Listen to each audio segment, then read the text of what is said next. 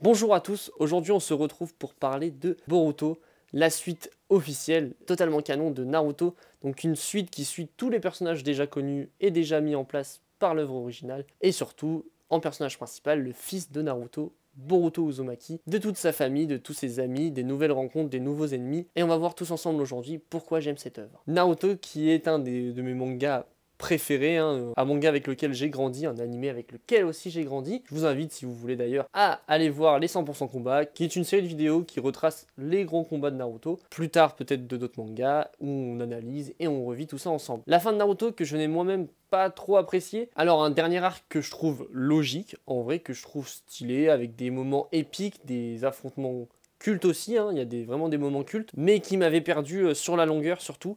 Mais cette fin reste quand même une des fins, si ce n'est la fin de manga qui m'a le plus touché, parce qu'en fait Naruto c'est vraiment un manga que j'ai connu du début à la fin. Je parle surtout de la partie Shippuden. Naruto, ouais, j'étais quand même, j'ai pas commencé Naruto au tout début, mais Naruto Shippuden si. Donc en fait j'ai vraiment tout connu jusqu'à la fin, et je me rappellerai, je pense, toute ma vie du jour où j'ai lu le dernier chapitre de Naruto. Et je me rappelle, l'après Naruto a été très dur. Donc dites-vous, quand assez rapidement on a eu l'annonce de quelques chapitres appelés Naruto Gaiden, j'étais tellement refait de retrouver cet univers. Encore plus quand on nous a annoncé officiellement donc la suite qui est Boruto. Une suite au début quand même, je connaissais les suites, on avait eu l'habitude d'avoir des suites pas dingues, surtout voilà, de gros mangas comme ça, c'est assez compliqué en fait de revenir après, mais j'avais quand même suivi dès le début le manga, l'apparition de chaque chapitre, l'animé également quand il a commencé.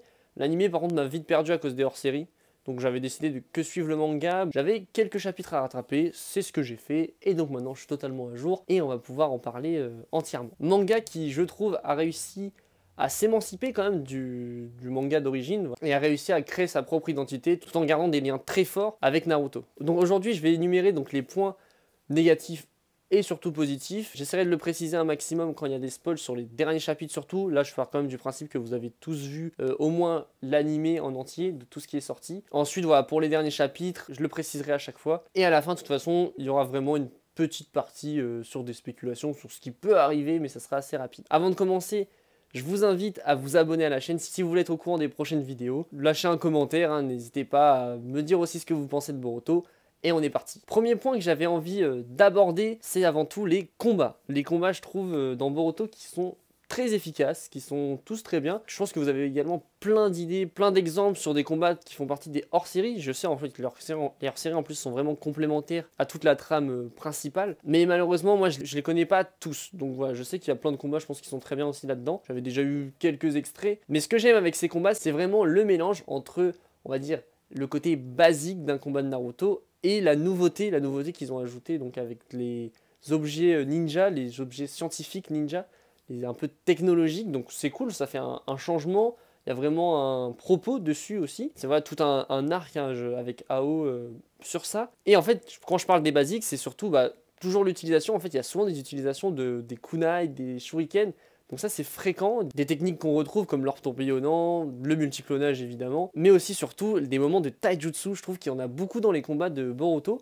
Et c'est que pour nous faire plaisir, comme je l'ai dit dans les 100% combats, j'ai l'habitude de revoir tous les combats de Naruto, et c'est souvent ces moments-là qui sont les meilleurs. Autre point que j'adore dans cette suite, c'est donc le développement des personnages qui sont connus. On va parler ensuite des nouveaux personnages, mais pour les personnages connus, on va dire ceux que j'aime bien, dont j'apprécie l'évolution, c'est Shikamaru, déjà, franchement. Ça se trouve, vous n'allez pas être directement d'accord avec moi, mais en gros, sur Shikamaru, ce que je voulais dire, c'est que je suis très content qu'il soit mis autant en avant. On le voit beaucoup, il est là dans les décisions. En fait, déjà, on voit dans la partie Shippuden, ou même dans les arcs où Shikamaru apparaît et est mis en avant, ce sont des fois des arcs presque parfaits. Et là, je trouve avec Boruto, c'est cool de voir vraiment que c'est lui qui prend souvent les décisions les plus dures. Il est toujours là pour épauler Naruto. C'est un peu le rôle que lui et Sasuke ont. Ce sont les deux bras droit et gauche de Naruto, on va dire. Et ce sont ses meilleurs amis aussi. Et ils sont là vraiment pour contrebalancer, pour équilibrer le caractère de Naruto qui est parfois un peu trop indulgent ou gentil. Eux, ils sont là pour prendre les décisions difficiles et ils le font en fait avec joie parce qu'ils aiment leur ami. Donc franchement, voir Shikamaru mis en avant à ce point-là, surtout aussi dans certains des derniers chapitres, c'est un plaisir. Sasuke aussi, moyennement mis en avant, mais c'est un plaisir de le voir. J'aime bien en fait son côté vraiment, lui-même, il s'éloigne du village. En fait, il a le travail de Itachi, mais en étant allié au village réellement, tout le monde le sait. Donc en fait, c'est bien qu'il suive les traces de son frère. J'aime beaucoup sa relation avec Boruto. J'espère qu'elle sera encore plus approfondie par la suite, qui se rapproche aussi de sa fille Sarada. Mais pour Sasuke, ouais, je trouve qu'on l'a quand même pas assez vu, même s'il est toujours là dans les grands combats. J'aimerais qu'il soit un peu plus mis en avant. Je crois que dans l'anime, il y a certains épisodes où il est quand même plus mis en avant. Mais je parle avant tout du manga. Donc j'aimerais qu'on creuse un peu plus son personnage, mais ça reste quand même un point fort de la... C'est normal si je parle pas de tous les persos, parce que vous verrez au fur et à mesure de la vidéo, je vais y venir. Dernier personnage connu où je trouve qu'ils ont fait un super taf, et pourtant je n'étais pas très chaud au début, c'est évidemment Naruto. J'ai vraiment eu du mal déjà avec sa coupe de cheveux. On le voulait tous avec les cheveux longs comme Minato, donc cheveux courts ça fait bizarre, ensuite on s'habitue, hein. Mais je trouve qu'il a une très bonne évolution. En fait il essaie de pas reproduire, enfin c'est ça même tout l'aspect de Boruto, c'est vraiment de pas reproduire les erreurs du passé. Donc il est parfait pour ça, mais c'est ça aussi que j'aime, et on va y revenir après, c'est qu'il essaie de pas reproduire les erreurs du passé, en étant justement parfois plus gentil, plus indulgent, même par rapport à sa propre histoire. C'est beau, mais c'est sans doute ces décisions qui vont mener au chaos. Mais concernant vraiment le personnage de Naruto, je trouve qu'il a une superbe évolution.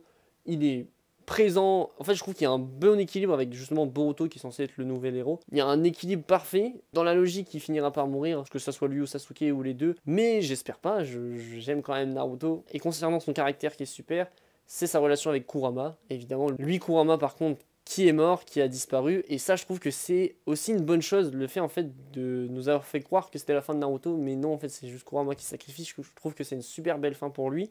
Nous en soi on n'est pas triste au point de perdre Naruto, mais on a quand même perdu Kurama, et je trouve voilà, que le mode Baryon par exemple, quand on y pense, c'est une superbe idée. Passons aux personnages qui ont été introduits vraiment dans Boruto. Donc déjà les Otsutsuki, je vais parler d'eux parce que je trouve, enfin c'est un point sur lequel j'étais pas du tout chaud, parce que j'avais pas aimé comme j'ai dit la fin de Naruto avec Kaguya.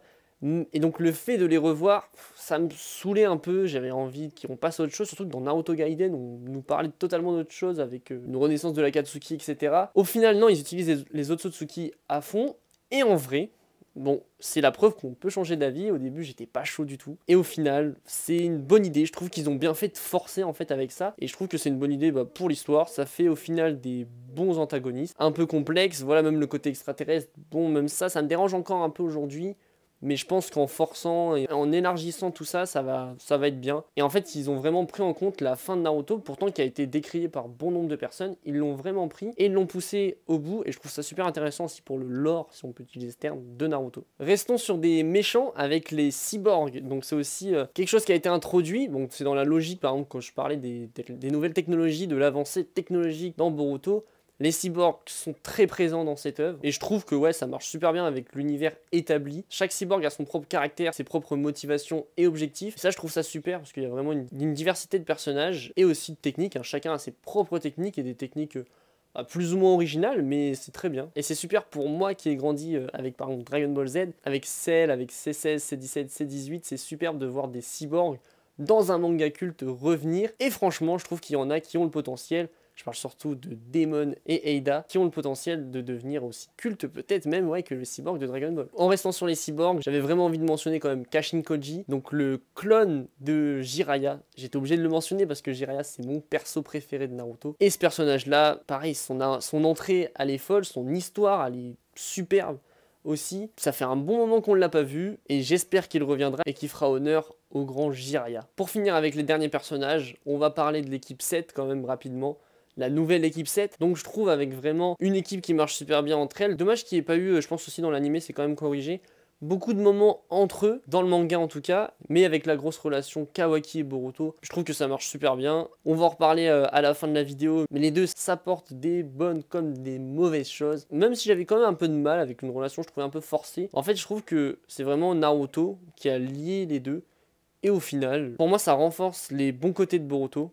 Le fait qu'il accepte au final quelqu'un qui lui est étranger, et ça rend Kawaki encore plus complexe. Et vraiment leur relation pour moi a été super bien déjà introduite dès le début avec les premières pages et les premières secondes de l'animé, avec ce flash forward. Et celui-ci, on l'attend tous, mais ça donne aussi un sentiment très contradictoire parce qu'on veut y arriver, on veut connaître le contexte de tout ça. Voilà, même la mention de Naruto, etc. On veut savoir vraiment ce qui s'est passé, mais aussi on a très peur. En tout cas, personnellement, j'ai peur et d'un côté, j'ai pas du tout envie d'y être. Je vais énumérer quelques points négatifs maintenant. Oui, des points négatifs. Alors, je vais quand même être assez nuancé parce que voilà, le manga est en pleine histoire, hein, on est en plein dedans. Donc ça se trouve que tous ces points seront corrigés ou améliorés par la suite. Mais je trouve par exemple qu'il y a beaucoup de points négatifs avec des personnages qui ont été mis de côté. Je pense surtout à par exemple Sakura. Voilà, Sakura qui, bah, pour moi, je le dirais toujours, c'est malheureux son traitement qui a été fait en fait. Il y a eu un changement de traitement au début de Shippuden, en la mettant un peu plus en avant et au final elle redisparaît pour revenir de temps en temps. J'aurais aimé en vrai qu'elle soit un peu plus mise en avant, ça se trouve ça sera le cas par la suite, mais sur ce personnage j'en doute. Ensuite on a Kakashi qui a disparu des radars, peut-être aussi qu'il reviendra, et ça je l'espère, mais pareil, comme Sakura je trouve que c'est deux persos que j'en doute, et les derniers où là par contre j'ai beaucoup d'espoir, sur eux ce sont les autres Kage. Comme je l'ai dit, j'ai donc lâché l'anime assez rapidement à cause des hors-séries, et je le dis beaucoup que j'aurais aimé qu'on voit plus donc les 5 Kage, les anciens amis de Naruto, même les amis de Boruto, donc les enfants, les amis de Naruto, bref. Et je sais que dans les hors-séries, il y a presque un hors-série qui leur est consacré, ou un arc même d'hors-série qui leur est consacré. Donc en vrai, peut-être qu'il faudrait que je m'y intéresse plus. Voilà, j'en ai vu quelques-uns encore plus que je soupçonnais même pas en cherchant les extraits de l'animé. Mais ouais, pourquoi pas m'y intéresser. Après, je sais qu'il y en a quand même beaucoup qui sont critiqués. Mais voilà, je sais que tout ça est corrigé dans l'animé. Je sais que même les auteurs le disent, que l'animé est vraiment complémentaire au manga. Tout ce qui se passe dans l'animé est canon, et donc les épisodes ne sont pas totalement des hors-série. Donc c'est très cool, en vrai, je trouve que c'est un bon système, même si, d'après les dires, il y a beaucoup de hors-série qui sont pas ouf. Ensuite, la seule, je trouve, qui est vraiment pas mise en avant, dans tous les cas, c'est Sakura, contrairement à Sasuke Naruto. Là, par contre, je reste dessus. Donc voilà, après le reste, je voulais vraiment préciser, si on regarde l'animé, je sais qu'ils sont mis en avant, mais j'aimerais quand même les voir plus dans le manga. Ouais, il y a encore le temps, et ça, je pense que ça sera un point qui sera amélioré et corrigé. C'est que le fait qu'on va peut-être voir plus les autres Kage, comme Gaara par exemple, hein, ou même les autres au fur et à mesure. On ne sait pas du tout où ça va amener, mais je pense qu'on les verra par la suite, avec peut-être une plus grande ampleur en termes de danger. Donc ils seront forcément obligés de se ramener. Autre point négatif, à part ces personnages mis de côté, ce sont des éléments, je trouve, redondants un peu. Donc par exemple, la relation qu'a Boruto avec Momoshiki. Voilà, Boruto qui est également, on va dire, possédé un peu, et je trouve que leur relation ressemble beaucoup à Kyuubi et Naruto au tout début. Un qui parfois aide l'autre mais ne l'aime vraiment pas, et c'est juste son hôte en fait. Je trouve que ça fait une redondance qui me déplaît un peu, mais là où je pense c'est plus tard qu'il y aura une différence quand même dans la relation. Je pense que même si Momoshiki parfois aide Boruto, par exemple lui a sauvé la vie, je pense clairement qu'elle a que de la négativité envers Boruto, de la méchanceté, contrairement à Kurama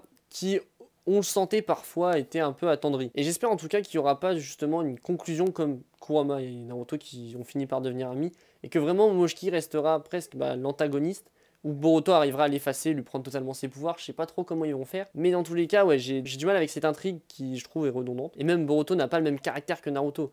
Boruto, lui, je trouve, je le rapprocherais presque d'un Luffy, en mode, t'es contre moi, je t'éclate. Contrairement à Naruto qui voilà, essaye toujours de sauver les autres par rapport à sa propre enfance. Après, comme je l'ai dit, il y a beaucoup de points négatifs qui pourront se transformer en points positifs, hein, comme les Otsutsuki, Kawaki aussi que je trouvais insupportable au début et qui a maintenant, je trouve vraiment qui me fait beaucoup penser à Tomura Shigaraki dans My Hero Academia, et qui a pour moi le potentiel aussi de devenir un superbe antagoniste. Donc cela nous promet de belles choses, de futurs beaux moments, et on va se prendre une petite partie théorie. Avec par exemple le Jogan, donc la pupille blanche de Boruto.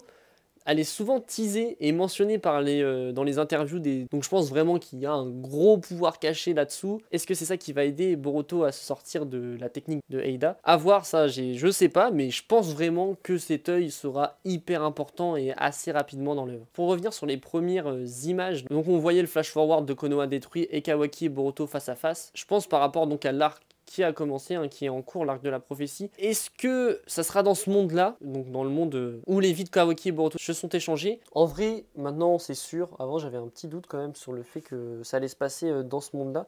Mais en vrai, je pense clairement que oui, hein, au vu du dernier chapitre. Donc voilà, concernant ça. Sur l'arc de la prophétie, si on se centre vraiment là-dessus, Momoshiki le tease depuis très longtemps à travers ses phrases. Il dit que c'est là où Boruto va tout perdre. Donc est-ce que ça sera définitif? Selon ses mots, on a l'impression que oui. En restant à l'instant T, j'espère déjà que Sarada sera mise en avant. Surtout que maintenant Sarada a le Mangekyo Sharingan. Elle l'a enfin éveillé, alors elle est très loin de le contrôler. Hein.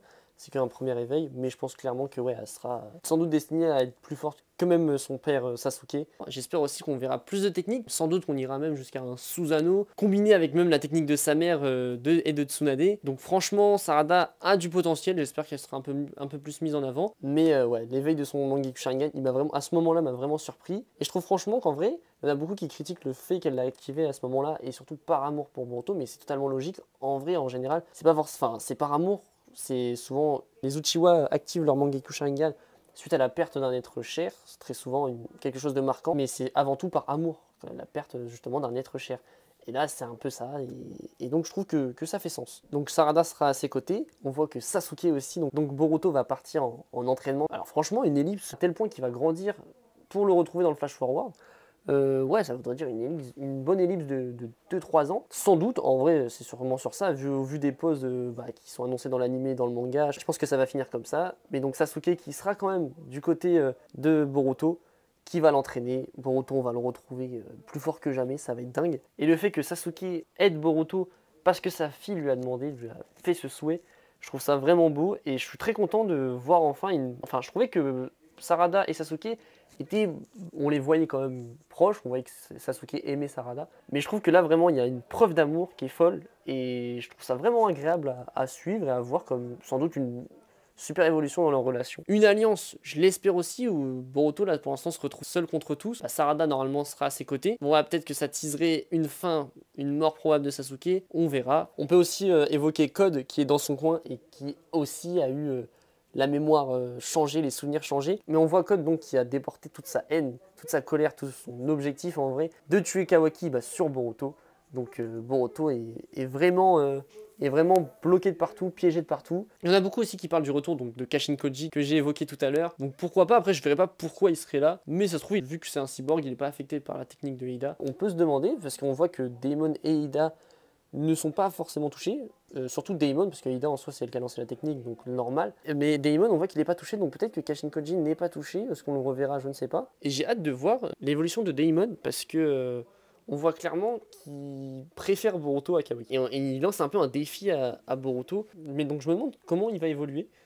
Comment on le retrouvera, etc. Même tous les autres personnages qu'on les retrouvera après l'ellipse. Mais en vrai, on se retrouve à un moment, c'est un beau cliffhanger, je trouve, et j'ai très hâte de voir la suite. Et pour le personnage, on a encore plus envie de le suivre à la fin du chapitre 80. On arrive vers la fin de la vidéo, où c'est sûr et certain, on aura l'occasion de reparler de Boruto. Mais je voulais vraiment faire cette vidéo pour vous présenter un peu tout ce que j'aime là-dedans, et même dire que Boruto, je trouve, a aujourd'hui autant d'engouement qu'un My Hero Academia, même voir qu'un One Piece, quand on voit l'engouement qu'il y a eu sur les réseaux sociaux, la semaine où il y a eu l'enchaînement chapitre et épisode de fou. Voilà, après c'est pas un One Piece en termes de qualité, hein, je dis pas ça, même en My Hero en soi, mais en termes d'engouement, et je trouve que c'est une super suite, et qu'aujourd'hui ce manga a fait son beau petit chemin et il est pas prêt de s'arrêter. En tout cas, déjà hâte d'en reparler, mais on va s'arrêter là pour aujourd'hui. Sache qu'il y a beaucoup de sujets sur les mangas qui vont arriver sur la chaîne, donc n'hésite pas à t'abonner, ça motive, et pour ne rien louper. Et puis j'ai plus qu'à t'inviter à jeter un œil sur les autres contenus de la chaîne, et je te dis à la prochaine pour la prochaine vidéo.